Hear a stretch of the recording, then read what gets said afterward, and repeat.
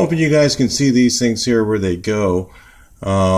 Based on the other car that I I didn't have anything to line these up with. So if you guys have these front bumper brackets, you got to do these with the apron off, because if you try and do it with the apron on, you're going to have to do some grinding here.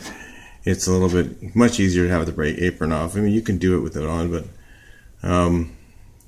and then when you get done with stuff like, you're usually going to have some holes down here. If you have these things broken off, usually there's other issues. So if you do them with the apron off,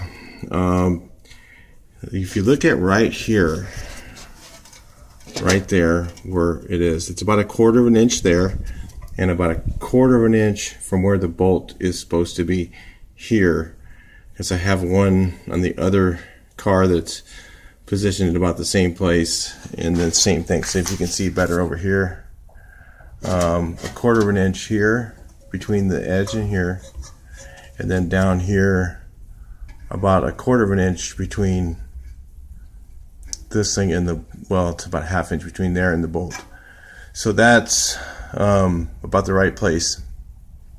And the angle up and down, you're just going to try to figure that on your own. You could try and bolt something onto it and make sure it's right. I mean, you'll spend a lot of time doing that. I'm just going to get it as close as possible where I can eye it, and then usually what I do is do the tweaking afterwards.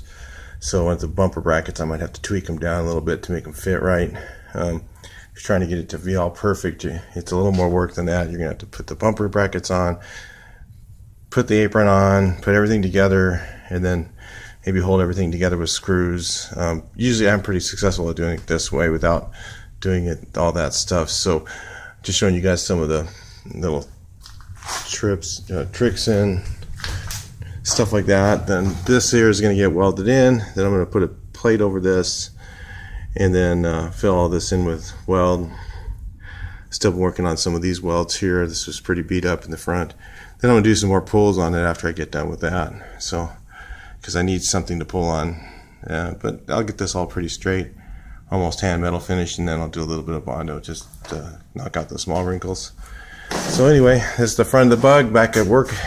Just got back from doing my real job, and if you saw some of my other videos, you'd see where I've been. Cool. All right, we'll get this front done, and I'll show you what it's done when it's done. What it looks like when it's done.